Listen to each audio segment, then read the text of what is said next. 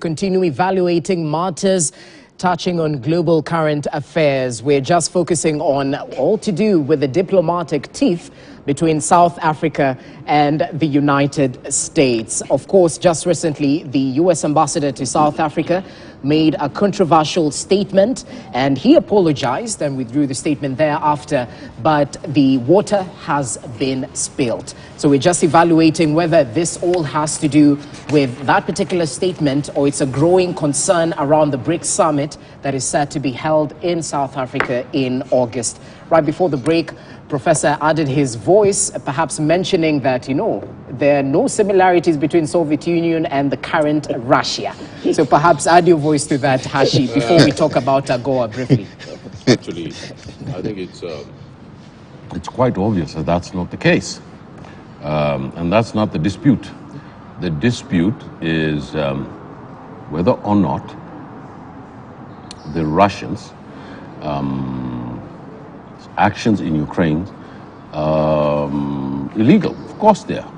Under international law, you cannot go and invade another country. But there are certain circumstances surrounding there's politics surrounding this issue. So nobody likes to talk about the politics. The Russians have been telling the Americans for 25 years, you keep bringing NATO to us, you keep bringing NATO to our neighborhood. We're asking you, please, don't bring NATO to the Ukraine. We have substantial Russian minorities there. We feel that the promises that were made to us, there were these issues that we agreed upon, so forth and so on. So, in that context, people have different views about the circumstances that led up to this crisis. Nobody in their right mind is saying what Russia's response to Ukraine is correct. Nobody's saying that. Everybody knows that it's illegal and unlawful. But the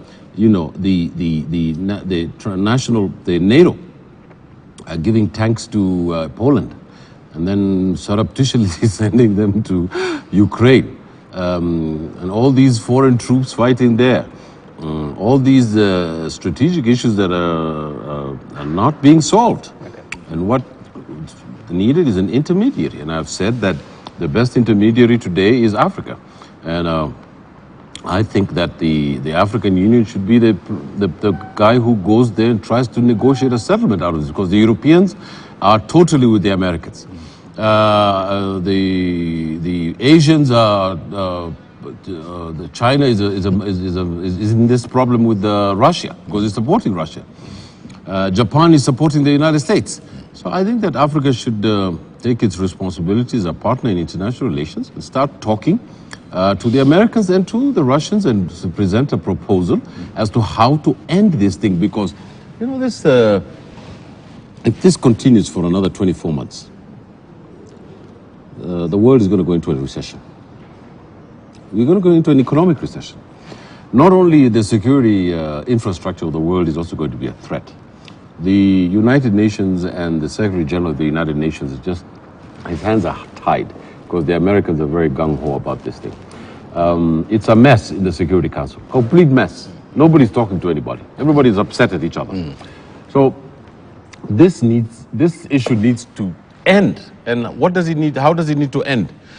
It needs to end in a way that is win-win for both the Russians and the Americans.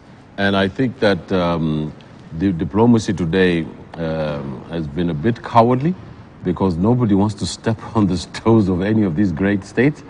But I think that there is a moral responsibility that the world has, and particularly the ones that are not protagonists in this issue.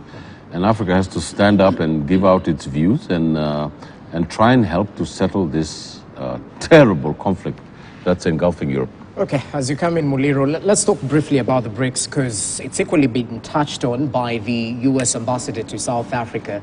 He mentioned that, it seems to be a counterpoint to the G7. So talk to us perhaps about the implications on South Africa when it comes to the AGOA, that free market in the United States. Will there be any implications from where you sit? And what does this teeth portend for BRICS? Because we're looking at what's in the offing, common currencies on the agenda for South African BRICS Summit. What does this mean? You are very right.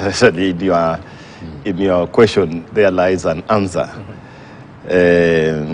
I think just to pick from what my brother was saying here also, before I move to AGOA, is that on the Ukraine issue, every time I mentioned earlier, a Western leader, especially Europe and America, the West, when they meet an African state, there is some form of coercion that this is our position, is our enemy, so you also take a position. I think Africa must have its own internally generated position based on their interests. They should not be forced to take sides. Actually, Prof, you are right. We are still within the ambit of non-alignment, which we are seeing another Cold War. It helped us during the Cold War. Maybe we might think about they call it positive non-alignment, that we want to benefit from both sides. We look at our interests. We don't become slaves, beholden, where Kenya said now we cannot accept development from Russia because we are allied to the US. Remember the Russian the problems that were there in Kisumu in that case. But then you have observed this, it's coming to something that all this is a game theory in international relations, that AGOA is a part of the US foreign policy towards Africa, is a trade policy towards Africa. And China has a multi-pronged trade policy or foreign policy towards Africa. One of them is also BRICS. Remember, BRICS is actually purely a heavy creation of China, because India had done very well with the IBSA. It was called India, Brazil, South Africa. And China saw that it is out of that. China has miffed that and brought in all these people and brought what they call BRIC for them to lead. It's also now another trade policy towards Africa. So two trade policies are vying against each other in Africa, and now they are meeting in a boiling point, South Africa, as you have observed very well there. So the US is, for the first time, facing very stiff competition. It is facing the first defiance. Remember, South Africa was one of the greatest allies, I believe it is still, of the US, of the West. And now it is facing defiance from South Africa, as Prof has observed. And you know, Prof, in the way you used to tell us that in international relations, in foreign policy, states pursue their own interests. There is no charity, and they are very transactional, and they look for ways in which they can exploit you. And therefore, if one of the ways in which states can exploit Africa is to draw historical links by saying, you know, Russia does not want to delink itself from Soviet Union when it's dealing with Africa. It tells them, which is true, the Soviet Union stood with Africa, especially South Africa, the struggle against colonialism. China has never colonized. Russia has never colonized in Africa. But Prof is observing very well that, please, Africa, remove the specs and see that there's a distinction between the defunct Soviet Union and Russia now as a state on its own. When it suits them. You know, Russia is very good in this. It is a transcontinental state. It straddles Europe and Asia. So when it suits them, they say we are in Asia, we are setting agenda in Asia. When it suits them, they are in Europe setting agenda. Now when it suits them, they are Soviet Union, and they are not that. China keeps on saying every time, my brothers, that we are third world countries, so Africa, we understand your issues. We were also colonized like you. You know, they use those skills, Prof. So Prof has tried also to distinguish and say that what Mao Zedong did for Africa is not what Xi Jinping will do. Xi Jinping is transactional. He's looking for resources. He's telling us, please, we'll do this, but pay us in terms of resources. That's, you know, very direct. Africa should see that. But bottom line, Jesse, is that what do we get from AGOA and what do we get from BRICS? Even it's my view that as many as possible African states must join BRICS. Kenya must look for ways in which we can have BRICS with a K for Kenya. It will still be pronounced very well because opportunities are rising. We should put our eyes on the national interests, our own interests. So we have interest in AGOA. We should not be pushed in a situation of the neutrality. We say, now we don't want to benefit from any. Let's play the two sides. If AGOA benefits us, exploit that. The US should not push us towards the end. I heard that there was an indirect threat to South Africa that being a member of AGOA, they are going to root those benefits. But the US must remember that it does not have that heavy hand that it used to be. BRICS can still provide the same alternatives. So it is a way of gaining a common ground. So just to conclude this, two issues there. On the economic strategies that are facing Africa, AGOA, G7, these BRICS, Africa must focus on nothing else other than their own interests. Okay. And on the issue of Ukraine, it is actually, I think it is right. It's something I don't see. It is right that the war in Ukraine is not about winners. Actually, the world will lose. There's no winner.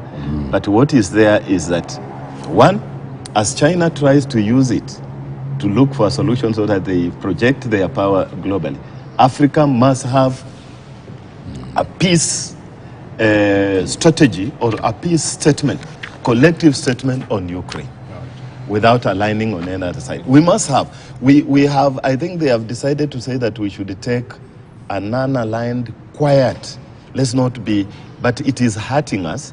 A time has come when Africa must meet at the AU and have one voice on Ukraine. We have had small voices about the history of colonialism, invasions. We have had that as Africa.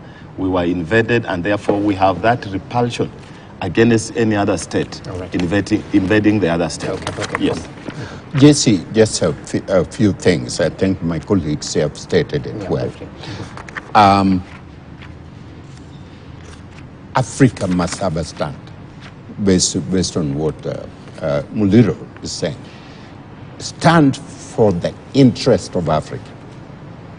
Stand that is understood by all 55 states. This is where we stand. This is our bare minimum, in this situation. When Kenya went to the Security Council and supported the resolution, and then the rest of the Africans stood aside, they did not understand the context on which Kenya supported the resolution. Kenya supported resolution based on the UN Charter that a state must not invade another state. Yes. Kenya never said we are siding with Russia or we are siding with America. But that state, it was that simple. Okay? And so Africans needed to have taken that stand, but they decided to stay neutral. As this war continued, and I said, as I've been closely watching this war, it's a war that can finish this world the way we know it. Russia is down to its knee right now. The only thing Russia has is nuclear. Russia knows very well they cannot use nuclear weapon because if they use it, the whole Russia will be gone. What's coming down to that. The people, the country that is playing very crafty chess game is China. China want to see a war between America and Russia. Then they finish them off, and then China rise as the major power. Okay? This, when you look at, I spent 7 years at University of Pudong as a visiting scholar. I understand the Chairman Mao's vision and Chairman Mao wish for China. Chairman Mao did not want Chinese to come and exploit Africa. He wants China to help Africa, build Africa up, so that Africa can move up in the global pattern. Right. But Xi Jinping is a different person.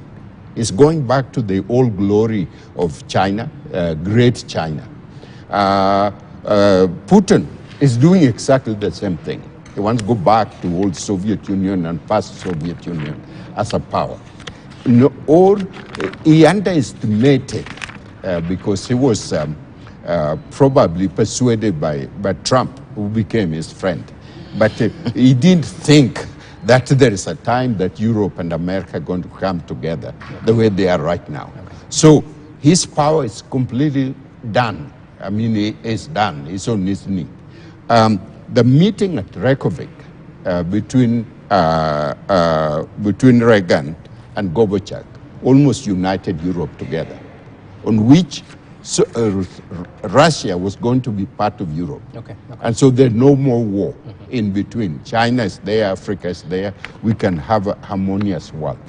We don't know where this war is going to be, but Africa needs to have a stand on its own. So the message to Africa, if you're not on the table, then you're part of the menu. Anyway, gentlemen, we need to finalize. Our time is almost up. So final comments. And we forgot to talk about the influence of the Gulf region, especially when it comes to, matters to do with Africa. Yeah. We've talked about Jeddah, I think, previously, and the talks that are ongoing there. So kindly include that, if you can, in your final comments. Briefly, gentlemen. I'll start with you, Hashi. Well, the impact of the Sudan war on the neighboring countries and the grave humanitarian crisis in that region in the Sahel that I keep pointing out every day that I sit here on this panel is that it's a wake-up call for Africans, a wake-up call for integration, it's a wake-up call for political leadership. It's a wake-up call about what it means to live in the international world today. And I have repeatedly warned our country and our region that the vagaries of the international system today are moving at such a spin on its axis that we gasp at the events that are happening. And it's going to be very difficult for us to react to these things in a day-to-day basis. And therefore, I urge three things to the President. The number one thing that the President needs to do about this region is to get a special envoy for the Horn of Africa. I've said that many times. If he had gotten that, we would know about this thing that's happening in the Sudan, and it would have helped. So I also think that an envoy will help Somalia, will help deal with issues in Ethiopia, in that little country up there called Djibouti. And all these things that we have. And if that doesn't happen, if we don't get these special envoys or get special advisors to the ministers or the office of the president on these issues, we're going to get hit. Okay. Well noted. Yes, Jesse, thank you very much. I think globally I'll just mention that send a message to my friend Mohamed Dodche, that it is time now. He should know that the neighbors have been carrying Somalia. So it is time for Somalia to organize internally before they think of regionally influencing. But in terms of our internal politics here, I think the President should reinforce his trajectory that he gave us when he even was on a debate with the media, that his perspective towards corruption, which is convincing, is that he should have independent and well-strengthened institutions. It should not be an individual effort, and for this reason, our eyes on him, that the person who will come in as our DPP should be a person of character, focused, not more in the press, for the purposes of making that institution join the rest. Judiciary, EACC. We have a new Oginde there at the EACC. We hope he'll get another better. Morally, he has the support of Kenyans at the EACC. So we expect the institutions to move in that direction. Right. Thank you so much. Prof, kindly keep it. Jesse, Africa is trading with each other at 15%. Europe is trading with each other at 75%. Asia is trading with each other at 50%. The most important people for Kenya are Africans, are the East African. We need to take care of our business before the world take care of our business. Interesting. Very good. Well said. Well, so African solutions to African problems. Gentlemen, it's always a pleasure to have you with us. Muliro, asante sana for your time. Research Fellow at the Global Center for Policy and Strategy and International Relations expert. Ahmed Hashi, asante sana for your input, governance expert. And we're equally joined by Professor Noah Midamba, who's a professor of defense and foreign policy. It's been a fruitful show, gentlemen. Thank you so much for your input. My name is Jesse Rogers. That marks the end of today's edition of Morning Prime.